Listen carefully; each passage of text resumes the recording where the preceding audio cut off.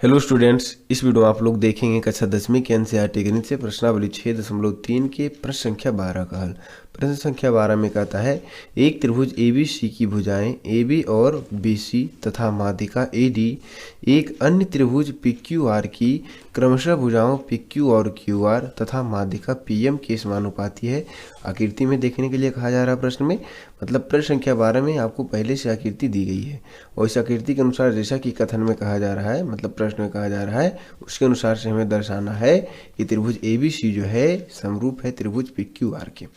Clear है? तो आइए प्रश्न को पहले आकृति में ठीक तरीके से समझते हैं, उसके बाद प्रश्न को आगे करते हैं हल। तो कहता है एक त्रिभुज ABC की भुजाएं AB और BC, ABC की भुजाएं AB तथा BC, ये आप देख रहे होंगे, ये AB भुजा है और ये BC भुजा है, तथा माध्यिका AD, तथा ये माध्यिका है AD, है ना।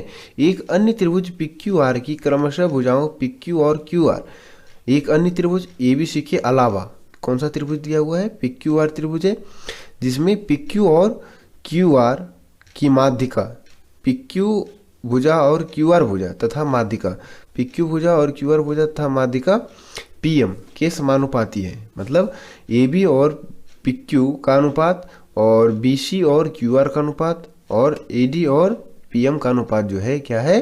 बराबर है, ऐसा कहने का है, प्रश्न में कहा जा रहा है। ठीक है, तब इस कंडीशन में हमें दर्शाना है कि त्रिभुज ABC जो है समरूप है त्रिभुज PQR के। ABC जो है समरूप है त्रिभुज PQR के। क्लियर है?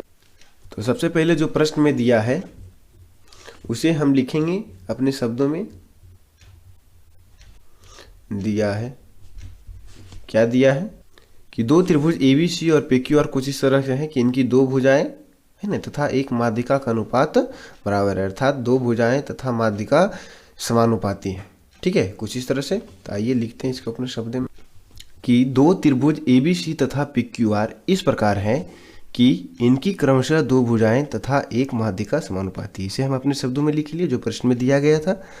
तो त्रिभुज ABC तथा त्रिभुज PQR की दो भुजाएं AB तथा BC, ABC में दो भुजा AB और BC, और त्रिभुज PQR में दो भुजा PQ और QR, है ना, एवं एक माध्यिका यानी कि माध्यिका AD है और इसमें माध्यिका PM है। तो माध्यिका आप लोग समझते होंगे, किसी भी त्रिभुज की माध्यिका जो है जिस शीर्ष से डाली गई होती है, आधार से मिल रही होती है, तो आधार को क्या करती है? दो बराबर भाग में बांटती है। तो ये AD माध्यिका जो है BC पे मिल रही है। ठीक है, AD माध्यिका किस भुजा पे मिल रही है? BC पे, यानी BC को ये दो बराबर भाग में बांटेगी, यानी BD और DC का वैल्यू जो है क्या होगा? इक्वल होगा, मतलब जो इस की लंबाई होगी वही इसकी लंबाई होगी। ठीक उसी तरह से QM बराबर MR होगा। ठीक है, क्योंकि ये क्या है? माध्यिका द्वारा मिल रहा है आधार पे D बिंदु पे। ठीक, यहाँ माध्यिका जो है PM M बिंदु पे मिल रहा है QR भुजा पे, तो इसे दो बराबर भाग में बांट दिया QR भुजा को, और BC भुजा को भी दो बराबर भाग में बांट दिया। क्लियर है यहाँ तक?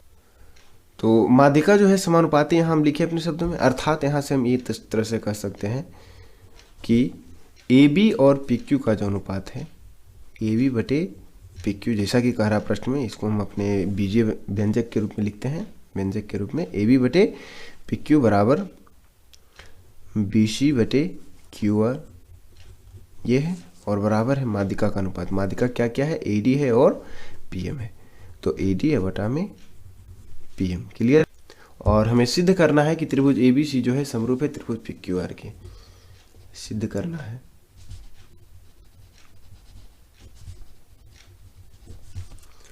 त्रिभुज ABC समरूप त्रिभुज PQR। क्लियर है? अब आ जाते हैं प्रमाण में।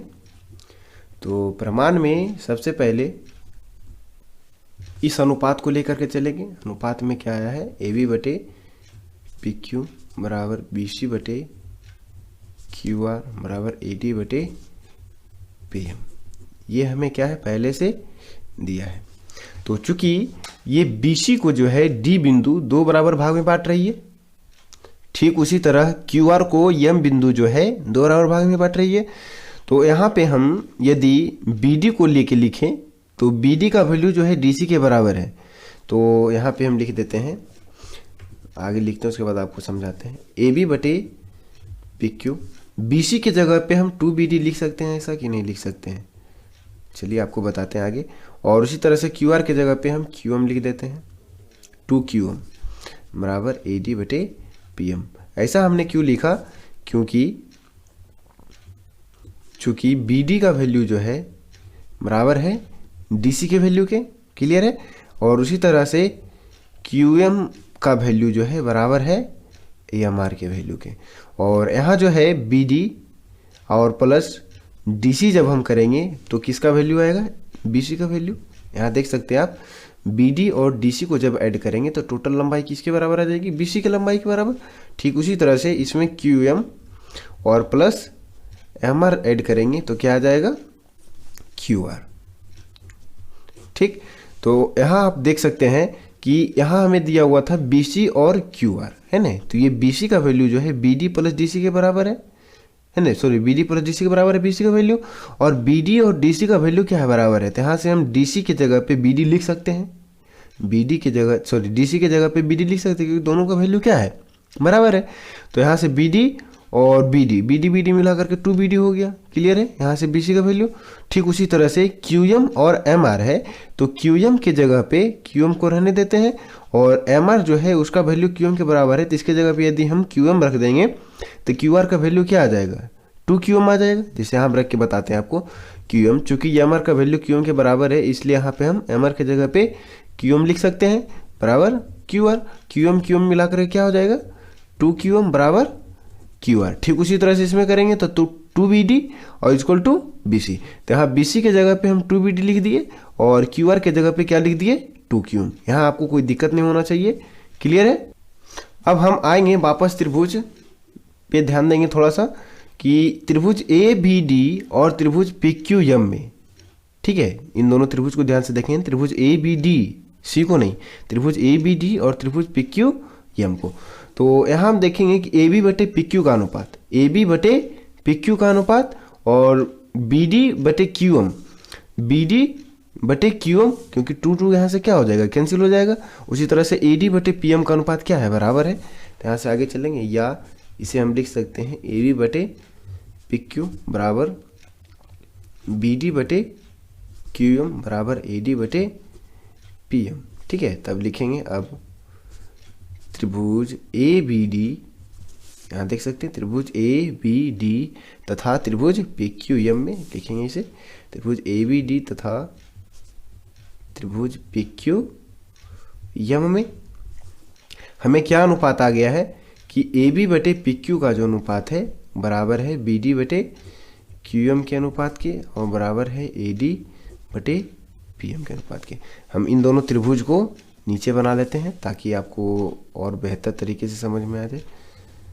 तो ये बना लिए हम त्रिभुज ABD और ये बना लिए हम त्रिभुज PQM।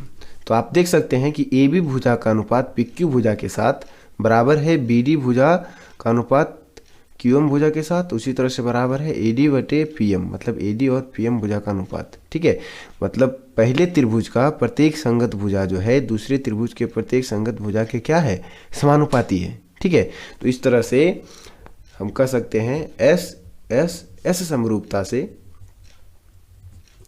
मतलब भुजा क्या कहता है, भुजा समरूपता है, अर्थात साइड समरूपता क्या कहता है, इसे थोड़ा समझेंगे। तो इसमें कहता है कि यदि पहले त्रिभुज की प्रत्येक भुजा संगत दूसरे त्रिभुज की प्रत्येक भुजा के क्या हो, समानुपाती हो, है ना, तो वो त्रिभुज क्या होते हैं, समरूप होते हैं। इसे हम S समरूपता कहते हैं, यानी भुजा समरूपता कहते हैं। तो S समरूपता से क्या हो जाएगा, त्रिभुज ABD समरूप त्रिभुज PQM। और चूंकि ये दोनों त्रिभुज क्या हो चुके हैं, समरूप हो चुके हैं। आप देख सकते हैं त्रिभुज ABD समरूप त्रिभुज PQM। तो इस हिसाब से हमारा कोण B जो है कोण Q के बराबर हो जाएगा, है ना। इसलिए लिख सकते हैं कोण B का वैल्यू कोण Q के बराबर, क्लियर है। तो अब इस चीज को हम आगे इस प्रश्न में देखते हैं, इस फिगर में देखते हैं कि कोण ABC में, यहाँ कोण ABD में कोण B जो है कोण PQM में Q के बराबर हो गया, क्लियर है। तो यहाँ जो है कोण B त्रिभुज ABC में भी है और कोण PQR में, सॉरी त्रिभुज PQR में कोण Q भी है, है ना, जिस तरह से PQM में Q है उसी तरह से PQR में भी Q है, और ABC में कोण B है, ABD में कोण B था। तो कोण B का वैल्यू कोण Q के बराबर आ चुका है यहाँ पे। तो हम वापस फिर आएंगे अब त्रिभुज ABC तथा PQR में, ठीक है, ABC तथा PQR में, कि यहाँ दिया हुआ है पहले से कि AB बटे PQ का अनुपात जो है बराबर है BC बटे QR के, तथा माध्यिका बराबर थी। तो इस माध्यिका को हमें नहीं लेके चलना है, सिर्फ हम लेके चलेंगे इन दोनों भुजाओं को, ठीक है। PQR में AB बटे PQ बराबर BC बटे QR, ये क्या है, दिया है, ठीक है। AB बटे PQ बराबर BC बटे QR, ये हमें क्या है, पहले से दिया हुआ है, तथा कोण B बराबर कोण Q है, ठीक है। तो पहले त्रिभुज की, है ना, किसी दो त्रिभुजों में एक त्रिभुज की संगत दो भुजाएं दूसरे त्रिभुज की संगत दो भुजाओं के बराबर हो, तथा उसके अंतर्गत की संगत दो भुजाओं के समानुपाती हो, बराबर नहीं, पहले त्रिभुज में, ठीक है, पहले त्रिभुज के दो संगत भुजाएं दूसरे त्रिभुज की संगत दो भुजाओं के समानुपाती हो, तथा उसके अंतर्गत, है ना, उसके अंतर्गत का एक कोण दूसरे त्रिभुज के अंतर्गत वही संगत भुजाओं के अंतर्गत के एक कोण यदि दोनों क्या हो, बराबर हो, तो ये जो है SSS समरूपता से, SSS नहीं, SAS मतलब साइड ये एंगल, है ना, साइड एंगल साइड, क्लियर है। तो SAS समरूपता से क्या हो जाएगा, त्रिभुज ABC समरूप त्रिभुज PQR, क्लियर है। तो इस प्रश्न में हमें यही सिद्ध करना था कि त्रिभुज ABC जो है समरूप है त्रिभुज PQR के, यहाँ आप देख सकते हैं, ठीक है, यहाँ भी हम लिख चुके हैं, तो यही सिद्ध करना था। तो ये हम सिद्ध कर चुके हैं कि त्रिभुज ABC जो है त्रिभुज PQR के समरूप है।